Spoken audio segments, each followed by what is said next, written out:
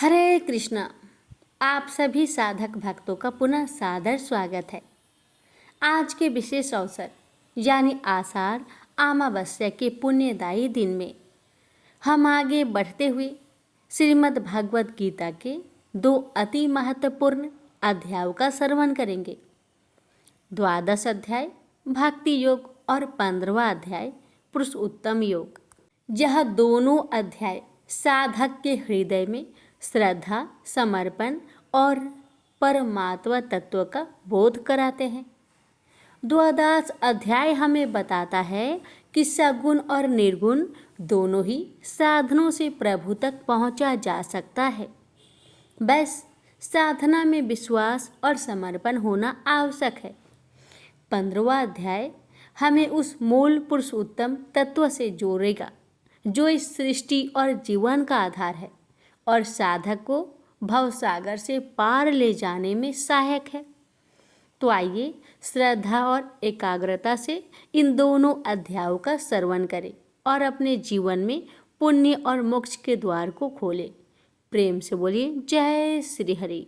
अर्जुन ने पूछा, इस प्रकार जो भक्त सदैव योग युक्त होकर आपकी उपासना विधि पूर्वक करते हैं और वे जो अव्यक्त पर ब्रह्म को भजते हैं, इन दोनों में कौन सा योगी श्रेष्ठ है?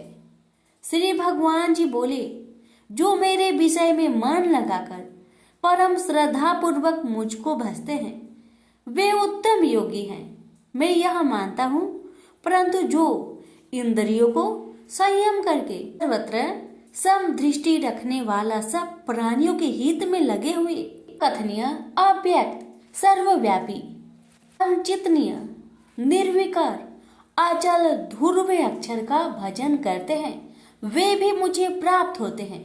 अव्यक्त में मैं जिनका चित्त आसक्त है वह कष्ट अधिक पाते हैं, क्योंकि अव्यक्त गति के प्राणी कष्ट पाते हैं। हे पार्थ, जो प्राणी अपने सब कर्मों को अर्पण करके मेरी शरण में आकर अनन्य भक्ति से मेरा ध्यान करते हैं और पूजते हैं, उन शरण में आए हुए भक्तों को मैं थोड़े समय में ही मृत्यु संचार से उद्धार कर देता हूँ। मुझ में ही मन रखो, मुझ में ही बुद्धि रखो, तब तुम मुझ में ही निवास करोगे, इसमें कुछ संदेह नहीं। हे धनंजय, यदि इस प्रकार तुम मुझसे अपने चित्त को रखने में समर्थ ना हो तो योग अभ्यास द्वारा हमारे पाने के लिए बार बार यत्न करो। यदि अभ्यास भी ना हो सके तो मेरे उद्देश्य से व्रत आदि ही करो। यदि मेरे लिए तुम कर्म करोगे तो भी तुम्हें मुक्ति प्राप्त होगी, और यदि ऐसा भी ना कर सके तो मन को रोककर अनन्य भाव से मेरी शरण में आओ और फल की आशा छोड़कर कर्म करो, क्योंकि अभ्यास से ज्ञान उत्तम है, ज्ञान से ध्यान श्रेष्ठ है, त्याग से शांति प्राप्त होती है।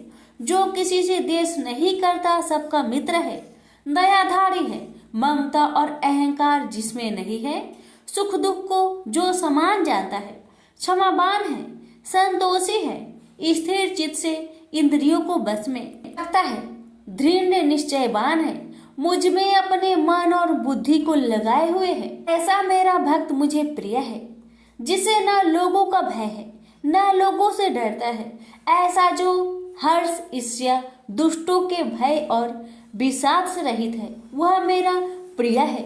जो कुछ मिले उसी में संतुष्ट, पवित्र पक्ष, निष्पक्ष, दुख रहित, फल की आशा त्याग कर करने वाला, ऐसा जो मेरा भक्त है वह मुझे प्रिय है। जो लाभ से प्रसन्न हो, किसी से द्वेष न करे, इष्ट पदार्थ के नष्ट होने से दुखी न हो, किसी वस्तु की इच्छा न करे, अशुभ तथा शुभ दोनों का त्यागी हो, वह भक्त मेरा परम प्रिय है। जिसको शत्रु और मित्र, मान और अपमान, सर्दी और गर्मी, सुख तथा दुख समान है, और जो वासनाओं से रहित है, निंदा एवं स्तुति को समान जानता है, जो मुझ में श्रद्धा करके मुझे मानता हुआ इस अमृत के समान कल्याणकारक धर्म का आचरण मेरे उपदेश अनुसार करते हैं, वे मुझे अत्यंत प्रिय है। प्रेम से बोलिए श्री कृष्ण भगवान की जय।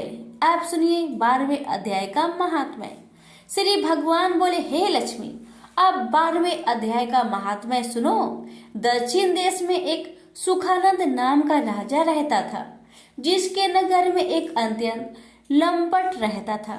एक गणिका से उसकी प्रीति थी। वह दोनों एक देवी के मंदिर में जाकर मदिरा पान किया करते, मांस खाए और भोग भोगे।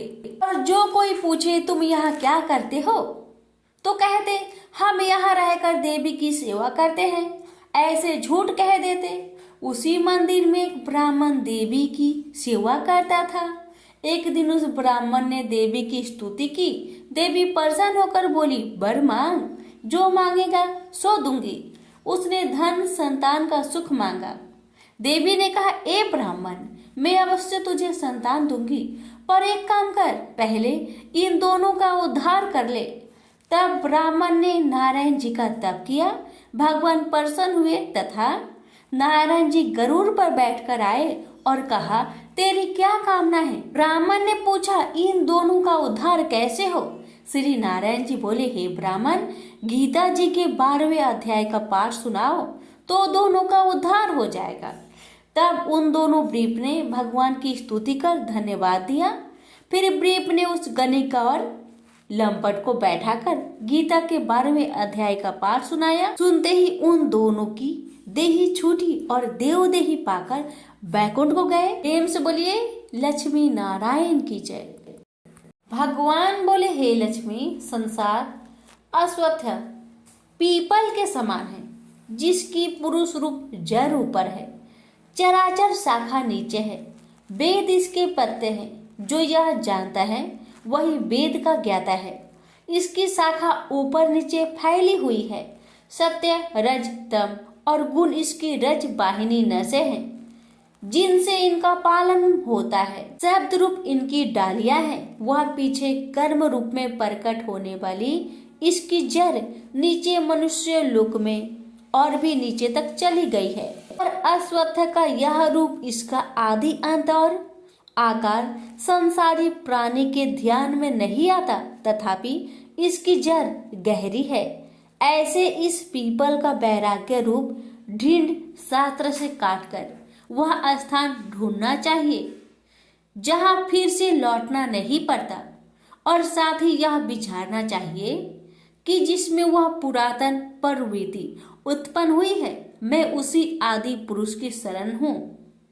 अहंकार और मोह रहित, संग दोष को जीतने वाले, आत्मज्ञान से निरत, सब कामनाओं से दूर, सुख दुख नामक दंड पदार्थों से युक्त ऐसे ज्ञानी पुरुष शाश्वत पद को पाते हैं। जैसे सूर्य, चंद्र या अग्नि प्रकाशित नहीं करते, वहां मेरा परम धाम है, वहां जाकर लौटना नहीं होता।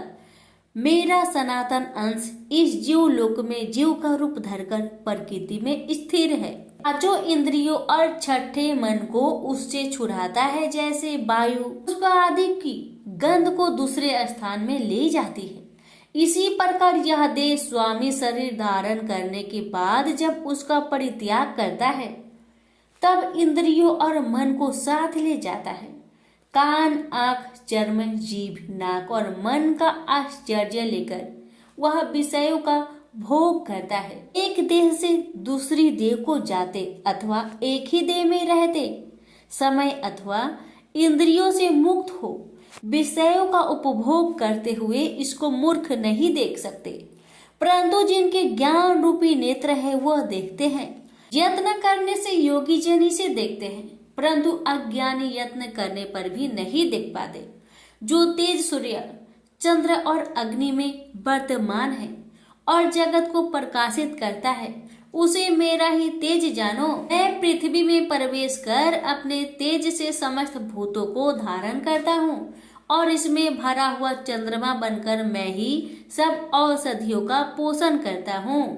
मैं जठर अग्नि होकर सब प्राणियों की देह में प्रविष्ट हूँ, और प्राण वायु आपान वायु से संयुक्त होकर चारों प्रकार भक्ष्य, भोज्य, चोष्य, लेह से भोजन किए हुए प्राणियों के अन्न को पचाता हूँ। संसार में क्षर और अक्षर दो पुरुष है। जितने नाशवान प्राणी हैं वो क्षर कहलाते हैं और स्थिर चैतन्य को अक्षर कहते हैं। मैं अक्षर और क्षर में उत्कृष्ट हूँ। इसी कारण से लोक और वेद में जो पुरुषोत्तम के रूप को जानता है वह सब कुछ जानता है और सर्व भाव से मेरा ही स्मरण करता है। प्रेम से बोलिए श्री कृष्ण भगवान की जय। सुनिए 15वें अध्याय का महात्म्य। उत्तर प्रदेश में एक नरसिंह नामक राजा था और सुभंग नामक मंत्री था। राजा को मंत्री पर बड़ा भरोसा था। मंत्री के मन में कपट था। मंत्री चाहता था राजा को मारकर यह राज्य मैं ही करूं। इस तरह कुछ काल व्यतीत हुआ। एक दिन राजा नौकर चाकरों सहित सो रहा था। तब मंत्री राजा को सारे नौकरों सहित मारकर राज्य करने लगा। कुछ काल व्यतीत हुआ, तब वह भी मर गया। धर्मराज के पास दूध बांध कर ले गए। धर्मराज बोला, हे यमदूतो, यह बड़ा पापी है, इसको नरक में डालो। हे लक्ष्मी, इस प्रकार कई नरक भोगकर धर्मराज की आज्ञा से घोड़े की योनि में आया। सिंघल द्वीप में जन्मते घोड़ा हुआ। एक सौदागर ने बहुत से घोड़े को मोल लिया और वह घोड़ा खरीदकर अपने देश को चला। चलते चलते अपने देश में आया। तब वहां के राजा ने सुना कि अमुक सौदागर बहुत से घोड़े ले आया है। तब राजा ने उसे बुलाया और कई घोड़े खरीदे। उस घोड़े को भी खरीदा। जब उस घोड़े ने राजा को देख उसने सिर फेर लिया। यह देख राजा बोला, क्या बात है जो घोड़े ने सिर फेरा है? राजा ने पंडित को बुलाकर पूछा कि इस घोड़े ने हमें देखकर सिर क्यों फेरा, इसका क्या कारण है? पंडित ने कहा, राजन, इस घोड़े ने तुमको सिर नवाया है। राजा ने कहा, यह बात नहीं है। कई दिन पीछे राजा शिकार खेलने को उसी घोड़े पर सवारी करके गया। वह घोड़ा बहुत तेज चलता था। राजा शिकार खेलता खेलता बहुत दूर चला गया। उसी दिन राजा ने जाते ही शिकार मारा। राजा बहुत प्रसन्न हुआ। दोपहरी की गर्मी के कारण राजा को प्यास लगी। तब राजा ने वन में एक साधु को कुटिया में बैठे देखा। तालाब से जल भरा हुआ था। वहां राजा उतरा, घोड़े को वृक्ष में बांधकर कुटिया में गया तो साधु अपने पुत्र को गीता जी के 15वें अध्याय का पाठ सिखा रहा था। वृक्ष के पट्टे पर श्लोक लिखकर बालक से कहा, खेलते भी रहो और इसको कंठ करो। उस पत्ते को घोड़े ने देखा तो तुरंत उसकी देह छूट गई। देवदेही पाई, स्वर्ग से विमान आया, उस पर बैठ बैकुंठ को चला। इतने में ही राजा जल पीकर बाहर आया। देखा तो घोड़ा मरा है। राजा चिंतित होकर बोला, यह घोड़ा किसने मारा है? इसे क्या हुआ? इतने में वह बोला, हे राजन, तेरे घोड़े का चैतन्य मैं हूँ। मैंने अब देवदेही पाई है, बैकुंठ को चला हूँ। राजा ने पूछा, तुमने कौन सा पुण्य किया है? घोड़ा बोला, यह बात ऋषिवर से पूछो। राजा ने मुनीश्वर से पूछा। मुनि बोला, हे राजन, गीता जी का श्लोक लिखा हुआ पत्ता इसके आगे पड़ा है। घोड़े ने यह अक्षर देखे हैं, इस कारण घोड़े की सदगति हुई है। श्री नारायण जी बोले, हे लक्ष्मी, यह गीता के 15वें अध्याय का महात्म्य मैंने तुमको सुनाया। प्रेम से बोलिए लक्ष्मी नारायण की जय। श्री कृष्ण भगवान जी का वचन है कि जो प्राणी इस गर्भ गीता का सद्भावना से विचार मनन करता है सो पुरुष फिर गर्भवास में नहीं आता। अर्जुन कहने लगे, हे कृष्ण भगवान, यह प्राणी जो गर्भ विषय में आता है सो किस दोष के कारण आता है? हे प्रभु, जब यह जन्मता है तब इसको जरा आदि रोग लगते हैं, फिर मृत्यु होती है। हे भगवान, वह कौन सा कर्म है जिसके करने से जन्म मरण से रहित होवे? श्री कृष्ण भगवान कहने लगे, हे अर्जुन, यह मनुष्य जो है सो अंधा मूर्ख है और संसार के साथ प्रीति करता है। यह पदार्थ मैंने पाया है और वह मैं पाऊंगा, ऐसी चिंता इस प्राणी के मन से उतरती नहीं। 8 पहर माया को ही मांगता है। इन बातों को करके बार बार जन्मता है और मरता है। वह गर्भ विषय दुख पाता रहता है। अर्जुन कहने लगे, हे कृष्ण भगवान, यह मन हाथी की न्याय है, तृष्णा इसकी शक्ति है। यह मन तो 5 के बस में है, काम, क्रोध, लोभ, मोह और अहंकार। इन 5 में अहंकार बहुत बली है। ये कौन सा यत्न है जिससे मन बस में होए? वैसा ही मन रूपी हाथी को बस में करने के लिए ज्ञान रूपी अंकुश है। अहंकार करने से यह जीव नरक में पड़ता है। अर्जुन कहने लगे, हे भगवान, जो एक तुम्हारे नाम के लिए वन खंड में फिरते हैं, एक वैरागी हुए हैं, एक धर्म करते हैं, इनको कैसे जाने जो वैष्णव है? वे कौन है? श्री कृष्ण भगवान कहने लगे, हे अर्जुन, मेरे ही नाम के लिए वनों में फिरते हैं, वह सन्यासी कहते हैं। एक सिर पर जटा बांधते हैं, एक अंग पर भस्म लगाते हैं। उनमें हम नहीं है, क्योंकि इनमें अहंकार है। इससे मेरा दर्शन दुर्लभ है। अर्जुन कहने लगे, हे भगवान, वह कौन सा पाप है जिससे स्त्री की मृत्यु हो जाती है? वह कौन सा पाप है जिससे पुत्र मर जाता है? और नपुंसक कौन से पाप से होते हैं? श्री भगवान कहने लगे, हे अर्जुन, जो किसी से कर्जा लेता है और देता नहीं, इस पाप से औरत मरती है। और जो किसी की अमानत रखी हुई बचा लेता है, उसके पुत्र मर जाते हैं। जो किसी का कार्य किसी के गोचर आए पड़े और वह जबानी कहे कि मैं तेरा कार्य सबसे पहले कर दूंगा, और जब समय आए तब उसका कार्य ना करे, इस पाप से नपुंसक हो जाता है। ये बड़े पाप है।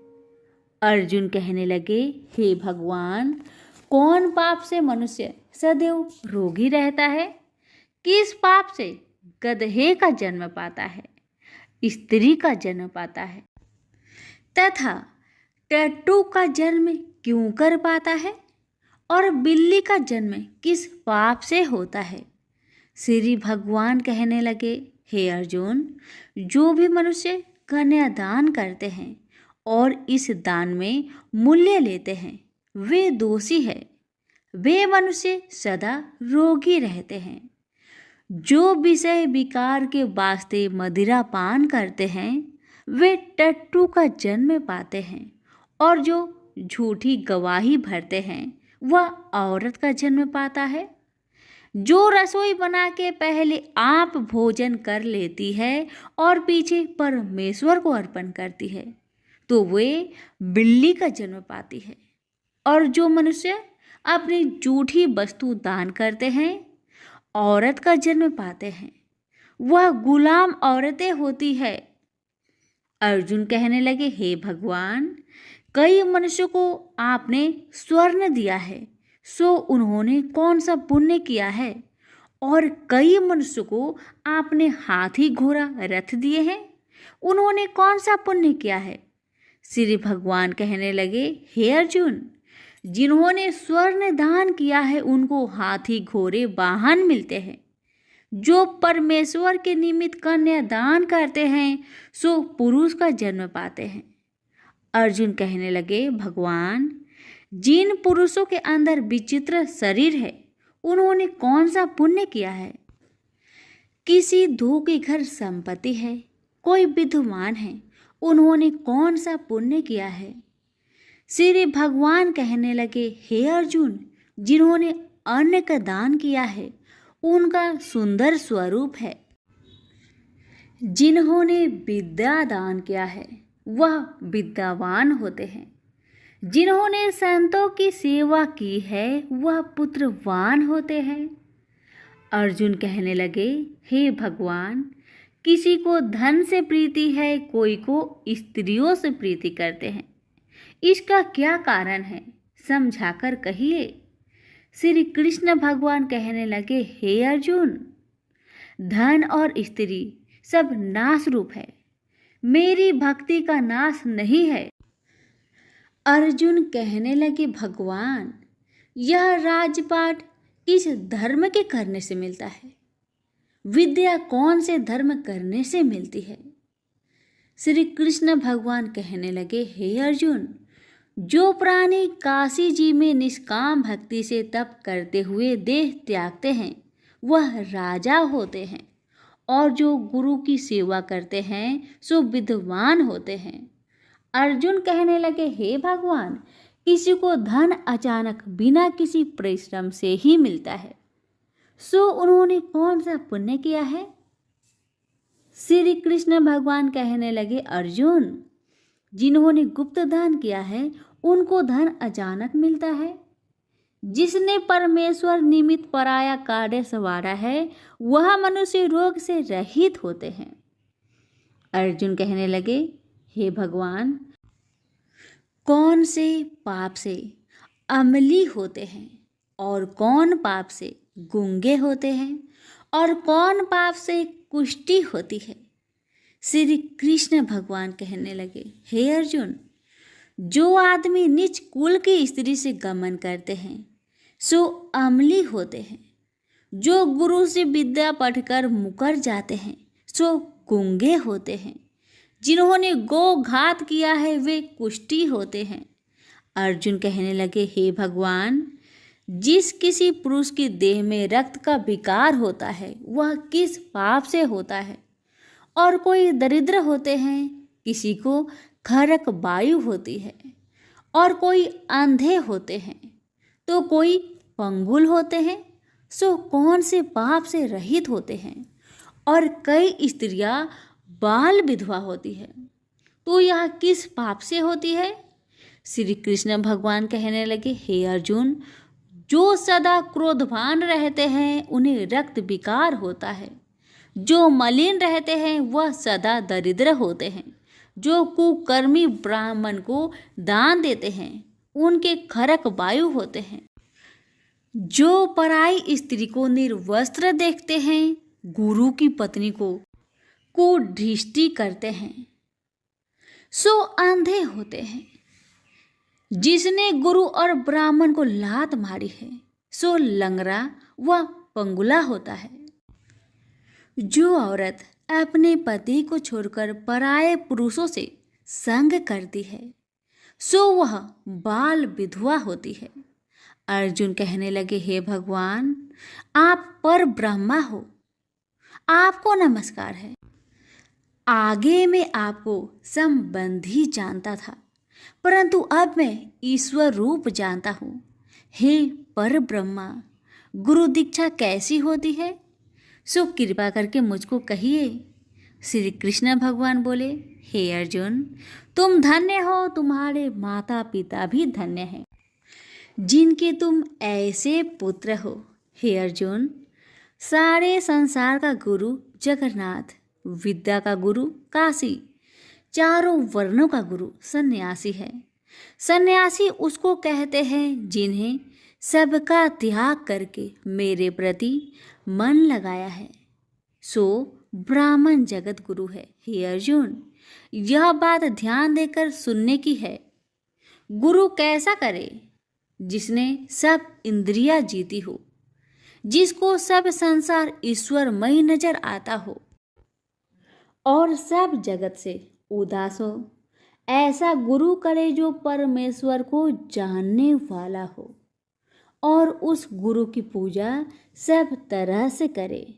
हे अर्जुन, जो गुरु काम भक्त होता है और जो प्राणी गुरु की पूजा सब तरह से करे। हे अर्जुन, जो गुरु का भक्त होता है और जो प्राणी गुरु के सम्मुख होकर भजन करते हैं उसका भजन करना सफल है। जो गुरु से विमुख है उनको 7 ग्राम मारे का पाप है। गुरु से विमुख प्राणी दर्शन करने योग्य नहीं होते। जो गृहस्थी संसार में गुरु के बिना है चांडाल के समान है।